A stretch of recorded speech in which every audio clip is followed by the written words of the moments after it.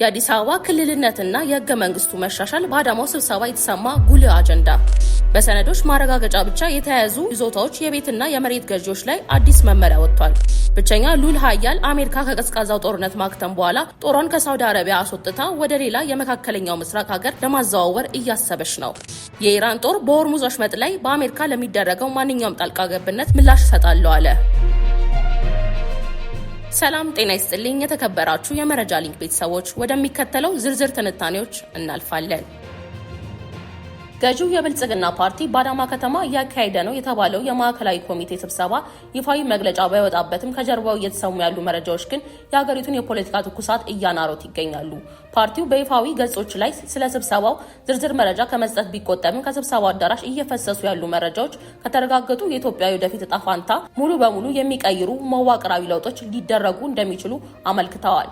በተለያዩ ምንጮች እየተሰራጩ ያሉና እውን ከሆኑ ማርሽ ቀያሪ የተባሉት ዋና አጀንዳዎች እስካሁን የከተማው አስተዳደር በመሆን በፌዴራል መንግስቱ ስር የሚተዳደሩት ሁለቱ ከተሞች የራሳቸው ሙሉ የክልልነት ስልጣን እንዲኖራቸው ይደረጋል የሚለው ጭምጭምታ ግንባር ቀደሙ ነው። ይህ ውሳኔ ከተወሰነ የከተሞቹን የሀብት ክፍፍልና የፖለቲካ ውክልና ሙሉ በሙሉ ይለውጠዋል። ከ1987 ጀምሮ ስራ ላይ ያለው የፌዴሪ ህገ መንግስት ሙሉ በሙሉ ወይም በከፊል እንዲቀየር ስምምነት ላይ ተደርሷል የሚለው መረጃ ሌላው ትልቅ አጀንዳ ነው። ኢትዮጵያ እስካሁን የምትከተለውን የፓርላሜንታዊ የአስተዳደር ስርዓት በመተው ሰፊ ስልጣን ያለው ፕሬዝዳንታዊ በቀጥታ በህዝብ የሚመረጥበት እንደ አሜሪካ ወይም ኬንያ ያሉ የፕሬዝዳንታዊ ስርዓት ለመተግበር ታስቧል ተብሏል። በህገ መንግስቱ ላይ መሬት የህዝብና የመንግስት ነው የሚለው ድንጋጌ ተቀይሮ የግል ባለቤትነት ወይም አማራጭ የይዞታ መብቶች የሚያሰፉ አዲስ ፖሊሲ ሊቀረጽ እንደሚችል እየተነገረ ይገኛል።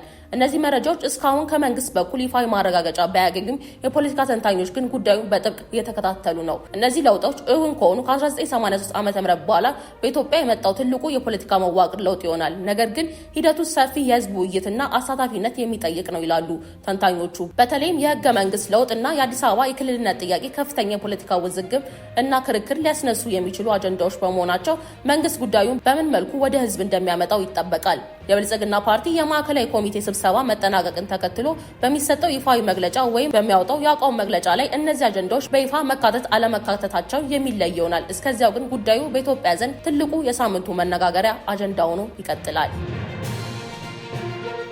የአሜሪካ መንግስት በሳውዲ አረቢያ የሚገኝ ወታደራዊ ኃይሉን ለመቀነስ ወይም የተወሰነ ጦር ሙሉ በሙሉ አስወጥቶ ወደ ሌላ ቦታ ለማዛወር እያሰበ መሆኑን ዎል ስትሪት ጆርናል የሪፖርት መረጃ ጠቅሶ ዘግቧል። ይህ የአሜሪካ እቅድ በዋሽንግተን እና በሪያድ መካከል የተፈጠረውን ከፍተኛ ዲፕሎማሲያዊና ወታደራዊ ውጥረት ተከትሎ የመጣ እርምጃ መሆኑ ተገልጿል። በሁለቱ አገራት መካከል ያለው አለመግባባት በዋናነት የየመን ጦርነትን ጨምሮ በሆርሙዝ ወሽመጥ በኩል የሚያልፉ የንግድ መርከቦችን ደህንነት ከማስጠበቅ ጋር ተያይዞ የመጣ ነው። አሜሪካ የሆርሙዝ ወሽመጥ ክፍት ሆኖ እንዲቀጥል ለማድረግ ከ100 በላይ ወታደራዊ አውሮፕላኖችን ለማሰማራት ብታቅድም የሳውዲ አረቢያ መንግስት ግን የራሱን ጦር ሰፈሮች እና የአየር ክልል አሜሪካ እንድትጠቀም ለመፍቀድ ፈቃደኛ ሳይሆን ቀርቷል። በሳውዲ አረቢያ በኩል የተነሳው ጠንካራ ተቃውሞ በአሜሪካ ወታደራዊ ስምሪት ላይ ቀጥተኛ ተጽዕኖ አሳድሯል።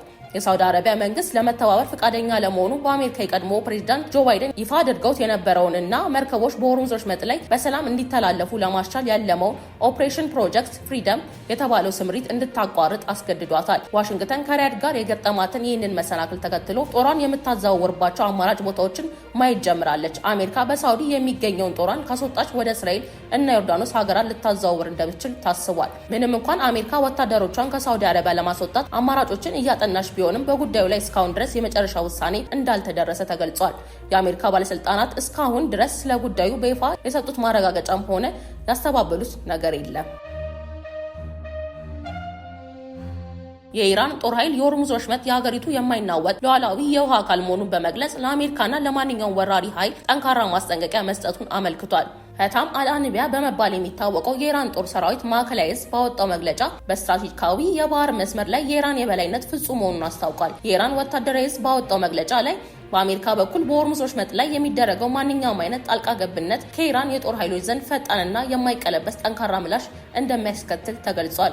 የወሽመጡ ደህንነትና አስተዳደር ጉዳይ የኢራን እስላማዊ ሪፐብሊክ ጦር ኃይሎች የማይደረደሩበት ቀይ መስመር መሆኑን አስገንዝበዋል። ወሽመጡ ወራሪዋ አሜሪካ የምትቆጣጠረው ሜዳ ሳይሆን የኢራን እስላማዊ ሪፐብሊክ የማይናወጥ ሉዓላዊ ግዛት መሆኑን በሰፈረው መረጃ ተረጋግጧል። ባለው ቀጣይ ዘገባ መሰረት ኢራን በባህር መስመሩ ላይ የምታደርገው ቁጥጥር በተመለከተ ማንኛቸውም የንግድ መርከቦች በሆርሙዝ ወሽመጥ በኩል በሰላም ማለፍ የሚችሉት በኢራን በኩል የተቀመጠውን መስመርና መመሪያ ብቻ ተከትለው ሲጓዙ ነው። ይህንን መመሪያ የማይከተሉ መርከቦች ግን የሚገጥማቸው ጥብቅ ወታደራዊ ቅጣት ለመቀበል መዘጋጀት አለባቸው። ኢራን ከአሜሪካና ከእስራኤል ጋር ውጥረት ውስጥ በምትገባበት ወቅት በዚህ ወሳኝ የባህር መስመር ላይ በሚያልፉ መርከቦች ላይ ጥቃት በመሰንዘር መስመሩ እንዲዘጋ ወይም እንዲታወቅ ስታደርግ መቆየቷን በዘገባው ላይ ተመልክቷል። የዚህ ወሽመጥ መዘጋት ወይም አለመረጋጋት በዓለም አቀፍ ደረጃ የሚኖረው ኢኮኖሚያዊ አንድምታ እጅግ ከፍተኛ መሆኑን ያሳያል። ከዓለም አቀፍ የነዳጅና ጋዝ ፍጆታ ውስጥ ከ20 በመቶ በላይ የሚሆነው የሚጓጓዘው በዚህ በፋርስ ባህረ ሰላጤ አገራት በሚነሳው የሆርሙዝ ወሽመጥ በኩል ነው። በጦርነትም ሆነ ባልተረጋጋ ሁኔታ ምክንያት መርከቦች በዚህ መስመር ማለፍ ሳይችሉ ሲቀሩ በዓለም ዙሪያ ከፍተኛ የነዳጅ ዋጋ ጭማሪ እንዲከሰት ምክንያት ይሆናል። በኢትዮጵያ ከተሞች በተለይም በአዲስ አበባ የሪል ስቴትና የመሬት ግብይት ፍላጎት በከፍተኛ ደረጃ እየጨመረ በመጣበት በአሁኑ ወቅት ንብረት ገዝተው የባለቤትነት ማረጋገጫ ካርታ ያላወጡ ዜጎችን የሚመለከት አዲስ መመሪያ ይፋ ሆኗል።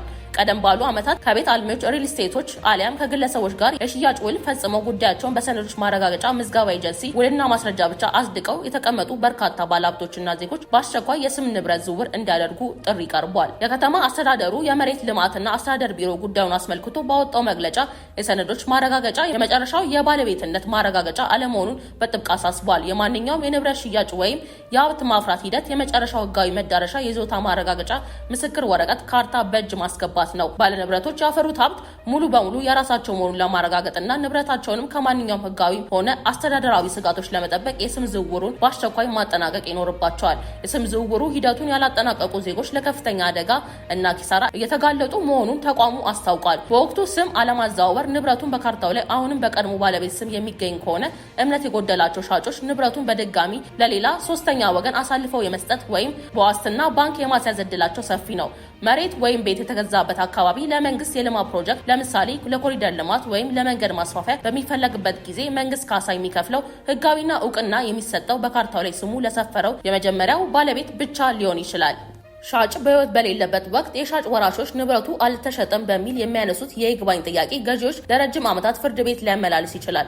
ዜጎች በከፍተኛ ጥረት ያፈሩትን ንብረት ደህንነት ለመጠበቅ የታለመ ቢሆንም በሌላ በኩል ደግሞ የስም ዝውውሩ ሂደቱ ላይ የሚታዩት ረጅም ቢሮክራሲዎች እና የአገልግሎት መዘግየት መንግስት አብሮ ሊፈታቸው እንደሚገባ የዘርፉ ባለሙያዎች ይናገራሉ።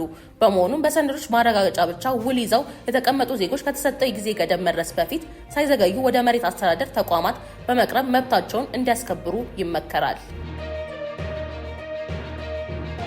የዕለቱ ዜናዎቻችን እነዚህ ነበሩ። በየዕለቱ ትኩስ ዜናዎችን ይደርሷችሁ ቻናላችንን ሰብስክራይብ በማድረግ ቤተሰብ ይሁኑ። መልካም ጊዜ